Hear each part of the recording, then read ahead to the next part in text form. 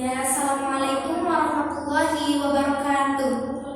Apa kabar semuanya anak-anak? Alhamdulillah ya, pada pagi hari ini pada semangat mau belajar, khususnya di pembelajaran teknik akhlak. Oke, pertama kita absen dulu ya.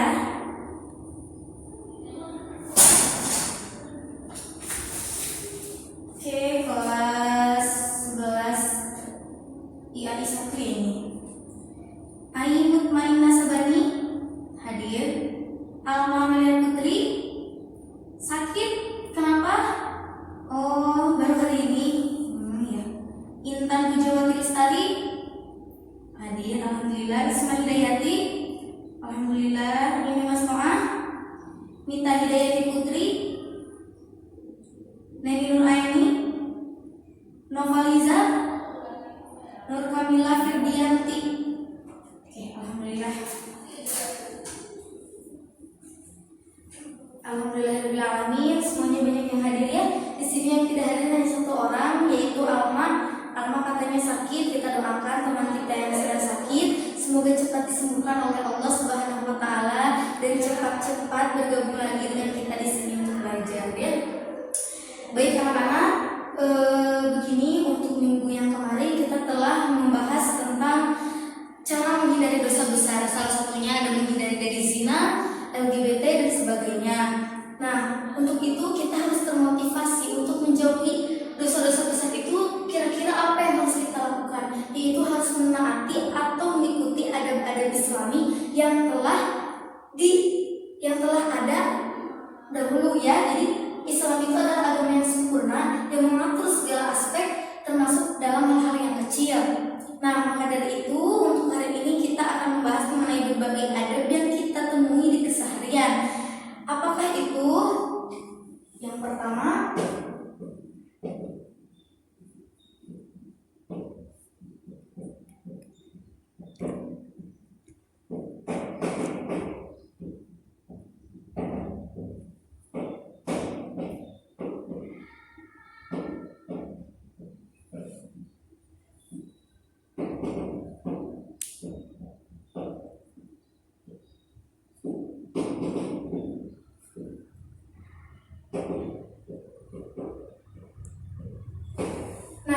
ini adalah poin-poin yang akan kita bahas pada pagi hari ini, yaitu adab berpakaian, berhias, perjalanan, bertamu, dan menerima tamu. 5 aspek ini adalah aspek yang dalam kehidupan sehari-hari kita temui. Baik, kita langsung saja masuk ke adab berpakaian. Dalam adab berpakaian itu di sini ada pengertian.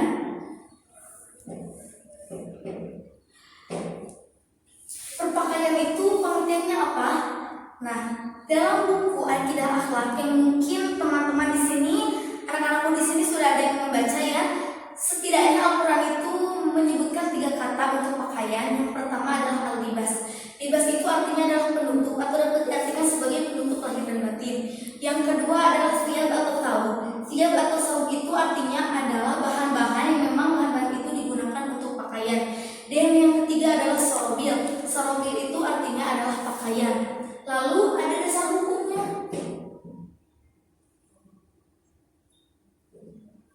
Dasar hukum dari adab berpakaian apa? Yaitu Quran surah Al-A'raf ayat 22. Ada yang sudah tahu? Kita baca bareng-bareng ya. A'udzubillahi minasyaitonirrajim. Bismillahirrahmanirrahim. Falamma dhaqa syajarata badat lahuma sawatuhuma wa ittafaqa yasifani 'alaihima wa min warqil jannah. Tatkala keduanya memakan buah kayu itu, maka nampaklah aurat-auratnya bagi keduanya. Maka mulailah keduanya menutupinya dengan daun-daun surga. Nah, anak-anakku, ketahuilah bahwa ayat tersebut itu menceritakan kisah Nabi Adam dan Siti Hawa, di mana pada zaman dahulu, pada zaman Nabi Adam saja, manusia pertama yang diciptakan di bumi, pakaian itu sudah ada. Hanya saja terlepaskan sebagai hukuman dari Allah karena Nabi Adam dan Siti Hawa berhasil digoda oleh iblis. Nah, seperti itulah. Nah, lalu bagaimana fungsi berpakaian itu? Kenapa bisa sih pakaian itu ada dari zaman dulu? Nah, fungsi berpakaian itu yang pertama, boleh dicatat, yang pertama sebagai penutup aurat, yang kedua sebagai perhiasan, yang ketiga sebagai penunjuk identitas. Misalnya nih, kita pakai gamis, pakai hijab kemana-mana, berarti identitas kita terbukti bahwa kita adalah seorang muslim atau muslimah ya. Lalu yang keempat adalah melindungi diri dari kerusakan fisik. Nah, itu salah satu fungsi, beberapa fungsi dari adab berpakaian. Lalu bagaimana nilai positif dari adab berpakaian? Nah, nilai positif dari adab berpakaian itu, berpakaian dapat melindungi diri kita dari kerusakan fisik atau dari bencana. Misal kalau kita lagi musim panas atau tinggal di gurun pasir tanpa baju, tanpa pelindung badan kita pasti akan terbakar. Nah, itu salah satunya nilai positif dari berpakaian ya. Lalu bagaimana pembiasaan berpakaian? Kebiasaan berpakaian itu yang pertama harus rapi, bersih, sopan, serasi, harus menutup aurat, sederhana, tidak boleh berlebih-lebihan ya, karena Allah tidak suka orang yang berlebih-lebihan. Lalu tidak bergambar negatif, misalnya bergambar jorok atau yang tidak pantas diperlihatkan kepada orang lain, apalagi diperlihatkan kepada anak kecil ya, seperti itu. Karena pakaian yang kita pakai itu menunjukkan karakter kita, gitu ya. Lalu yang selanjutnya, disunahkan mendahulukan bagian kanan ketika hendak berpakaian. Itu adabnya yang mesti kita perhatikan. Mungkin kita lupa ya, apalagi kalau buru-buru. Nah, lalu yang terakhir adalah disunahkan memakai pakaian putih. Ini sunnahnya bisa dicatat, tidak usah wajib harus pakaian putih, tidak, tapi ya bagusnya. Kenapa Bu? Bagusnya pakai warna putih karena warna putih itu kalau misalnya ada noda atau najis yang terkena ketika kita sholat pasti akan langsung ketahuan itu. Oke, lanjut ya, kita ke adab berhias. Adab berhias juga sama, ada pengertian. Ayo yang tahu apa itu adab berhias. Jadi adab berhias itu adalah adab atau etika yang digunakan ketika kita hendak berhias. Lalu apa pengertian berhias? Berhias itu adalah usaha memperelok diri atau mempercantik diri. Nah, sebagai manusia sudah pastinya kan kita harus berhias gitu ya. Lalu dasar hukumnya apa Bu? Ada Quran surah Al-A'raf ayat 27, bisa dilihat dalam Al-Quran yang masing-masing ya. A'udzubillahi minasyaitonirrajim. Bismillahirrahmanirrahim. Ya bani Adam khudzu zinatakum inda kulli masjid wa kulu washrabu wa la tusrifu innahu la yuhibbul musrifin. Yang artinya, wahai anak Adam, pakailah pakaianmu yang bagus ketika hendak memasuki masjid dan makan serta minumlah, tetapi tidak dengan berlebih-lebihan. Sesungguhnya Allah itu tidak menyukai orang-orang yang berlebih-lebihan. Nah, maksudnya pakaian yang bagus itu adalah apa? Untuk sarana kita dalam berhias. Karena kan seorang muslim itu juga harus indah. Seperti dalam hadis riwayat Muslim, katanya innallaha jamil yuhibbul jamal. Sesungguhnya Allah itu indah dan menyukai keindahan. Nah, itulah mengapa kita harus berhias, tapi tidak berlebihan. Ada adabnya dalam berhias itu dalam Islam, apa saja? Ada yang tahu? Ya, jadi yang pertama harus niat ibadah. Niat ibadah. Yang kedua, sesuatu yang dipakai kita untuk berhias itu adalah sesuatu yang halal. Yang halal ya. Yang ketiga adalah lazim, yaitu yang pada umumnya digunakan kepada keseharian atau yang berlaku pada adat masyarakat tertentu. Yang selanjutnya tidak berlebih-lebihan dan tidak diniatkan untuk berfoya-foya. Karena nanti jatuhnya akan sombong seperti itu ya, apalagi kalau berhias hanya untuk merangsang pikiran negatif atau sesuatu kemadaratan yang akan terjadi kepada kita, itu tidak boleh ya anak-anak. Oke, kita langsung saja ke bagaimana nilai positif dari adab berpakaian itu.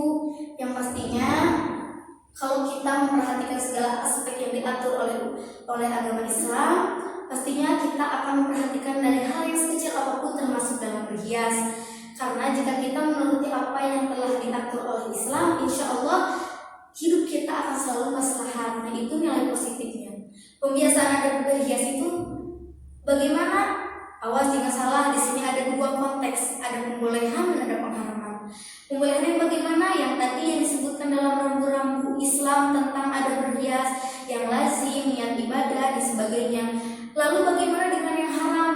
Yang tadi kita bahas barusan ya, bukan berhias dengan niat yang negatif, misalnya untuk menarik perhatian orang lain, untuk sombong atau untuk sebagainya, apalagi yang sampai membahayakan diri sendiri. Nah, itu tidak boleh. Oke, kita lanjut ke adab perjalanan. Anak-anakku sekalian, di sini pasti tidak pernah tidak keluar, pasti selalu melakukan perjalanan meskipun itu dekat, ya. Jadi apa itu perjalanan? Ayo, ada yang tahu? Ya, Intan? Ya, betul. Kegiatan keluar rumah, udah simpel kan ya? Kegiatan keluar rumah itu namanya perjalanan, mau sedekat apapun. Atau dalam bahasa Arab disebut dengan rihlah atau safar. Nah, lalu ada Bu bentuk adab perjalanan? Ada dalam Islam, ada 3. Yang pertama adab sebelum berangkat. Ayo, adab sebelum berangkat, kalian kesini ke sekolah harus apa dulu? Selain minta izin orang tua, minta restu. Ya, betul, berdoa. Berdoa yang paling simpel yang kita ketahui itu seperti ini biasanya. Bismillahirrahmanirrahim. Nah, Bu, gimana kalau misalnya pakai mobil? Kan itu mah biasanya kalau keluar rumah aja ada kan ya. Bismillahirrahmanirrahim. Subhanalladzi sakhkhara lana hadza wa ma kunna lahu muqrinin wa inna ila rabbina lamunqalibun, ya. Nah, Ibu tidak akan kasih tahu artinya, silahkan nanti kalian dibagi kelompok ya di akhir. Oke, itu. Lalu bagaimana nilai positif dari adab perjalanan, Bu? Ada ya nilai positifnya. Yang pertama, perjalanan itu adalah sebagai suatu cara untuk menghibur diri.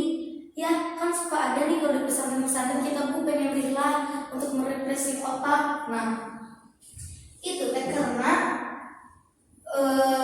dalam perjalanan,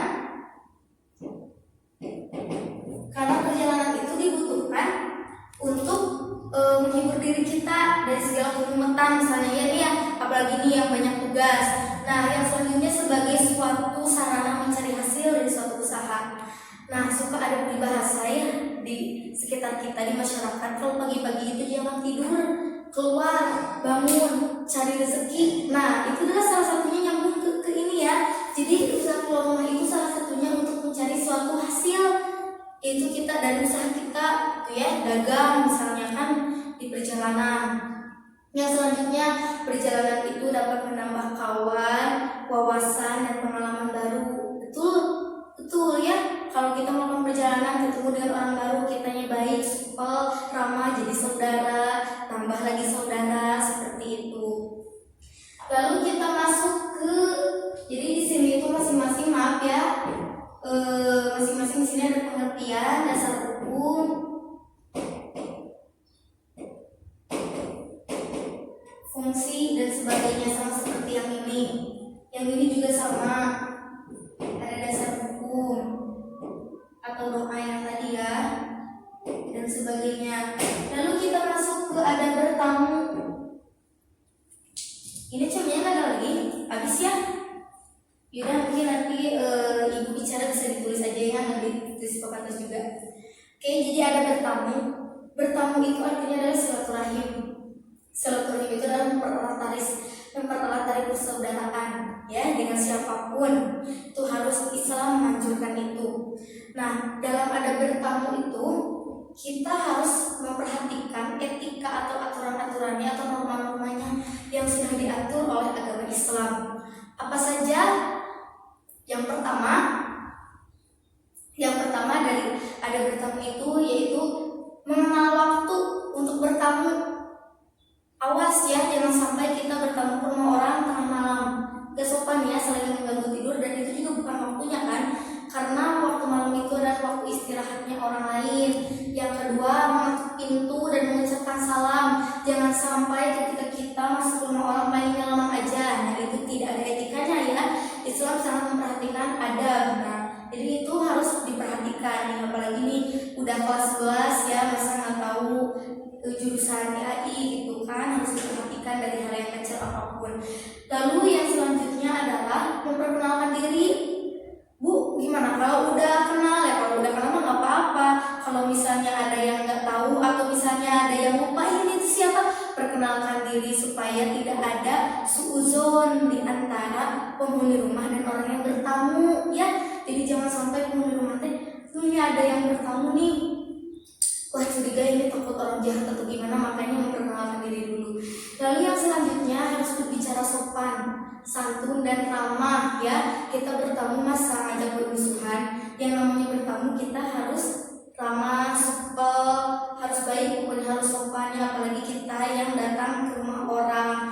Lalu yang selanjutnya adalah jangan duduk jika belum dipersilahkan duduk. Meskipun pasti ya di kita banyak yang misalnya assalamualaikum langsung aja duduk gitu. Ya mungkin kalau misalnya itu diterima di adat masyarakat mah ya tidak apa-apa ya.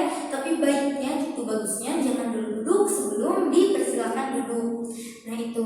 Lalu bagaimana dengan ada positif dari ada bertamu? Dengan bertamu kita akan menemukan kesesuaian satu sama lain dan akan menjadi lebih dekat satu sama lain. Berbeda ya kalau misalnya orang hanya bertemu di luar saja gitu, berbeda dengan disertai silaturahim ke rumah masing-masing gitu. Pasti kan ikatan persaudaraannya itu kan lebih kuat seperti itu ya. Nah lalu bagaimana dengan bertamu dengan apa tuh namanya, nilai positifnya itu apa saja Bu selain memiliki kesesuaian? Yang selanjutnya adalah saling toleransi.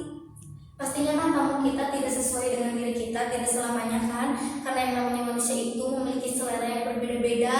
Nah, dari itu dengan bertamu kita akan saling belajar tentang apa itu toleransi gitu ya. Kita juga tidak boleh egois. Nah, pembiasaannya yang tadi bisa balik lagi ke yang tadi fungsi-fungsinya itu bisa dijadikan kebiasaan bertamu. Yang terakhir anak-anak yaitu tentang adab menerima tamu. Bagaimana adab menerima tamu itu? Sebelumnya, apa itu pengertian menerima tamu? Ayo, siapa itu? Aini Mutmainah. Apa itu menerima tamu? Ayo, siapa yang tahu? Oke, belum ada yang tahu, belum ada yang baca mungkinnya atau takut salah. Oke ya, Ibu jelaskan. Jadi menerima tamu itu adalah suatu keadaan di mana kita dikunjungi oleh sanak saudara atau keluarga ya sebagai cara untuk mempererat tali silaturahmi. Bertamu dan menerima tamu itu saling berkaitan satu sama lain ya, sama-sama saja. Yang bertamu ada adabnya, yang menerima tamu juga ada adabnya. Terus apa adab dari menerima tamu itu?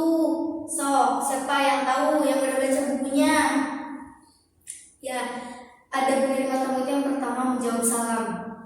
Kan tadi sudah disebutkan orang yang bertamu mengucapkan salam, maka yang menerima tamu harus menjawab salam. Yang kedua harus sopan. Yang ketiga berpakaian rapi. Ya jangan sampai ada tamu berpakaian daster, kayak ngajak mau tidur atau mau apa gitu ya. Jangan, harus dihormati tamu itu meskipun dalam segi penampilan gitu kan, itu secara sederhananya. Lalu yang selanjutnya mempersilahkan tamu masuk, mempersilahkan duduk dan menjamu. Nah, diusahakan kalau ada tamu itu kita harus membahagiakannya ya, minimal dengan mempersilahkannya duduk dengan memberikan keramahan, supel, kitanya itu sopan, tidak menyinggung satu sama lain. Apalagi kalau sampai dijamu ya, nah itu sangat membuat tamu bahagia gitu ya. Nah, lalu bagaimana pembiasaan bertamu? Kebiasaan menerima tamu, kebiasaan yang begitu apa? Jangan suuzon. Hanya itu saja anak-anak. Kadek ibu titip ya, kalau misalnya di antara anak-anakku sekalian ini di rumah ada yang bertamu, jangan langsung suuzon, duh ini mau berniat jahat atau apa gitu, takut. Jangan ya, karena kan kita tidak tahu niat manusia itu mau apa. Yang penting kita harus tetap baik kepada orang lain. Nah, mungkin begitu saja ya berbagai penjelasan dari ada berpakaian, berhias, perjalanan bertamu dan menerima tamu. Oke, sekarang ibu mau giliran anak-anak ibu di sini dibagi menjadi 5 kelompok. Terserah itu bagaimana caranya, pokoknya mah harus 5 kelompok sesuai dengan sub pembahasan kita hari ini. Kelompok 1 bagian ini. Nah, tugasnya apa? Identifikasi di masyarakat masing-masing tentang bagaimana penerapan adat berpakaian, berhias, perjalanan dan sebagainya. Lalu nanti dipresentasikan ya. Silakan boleh dimulai. Gimana, udah beres diskusinya? Belum, beda nggak apa-apa karena ini juga berhubung waktunya sudah ya. Jadi dicukupkan sekian saja untuk pembelajaran hari ini. Presentasinya nanti dilanjutkan saja minggu depan ya. Nanti satu kelompok maju menjelaskan apa yang tadi Ibu perintahkan kepada kalian ya. Jadi semoga dari pembelajaran hari ini kita mendapatkan manfaatnya, terutama kita bisa mengaplikasikannya dalam kehidupan sehari-hari. Oke, anak-anakku sekalian, mohon maaf apabila terdapat kesalahan. Mohon maaf sekali lagi dan terima kasih kepada yang sudah hadir, yang sudah memperhatikan, yang sudah antusias.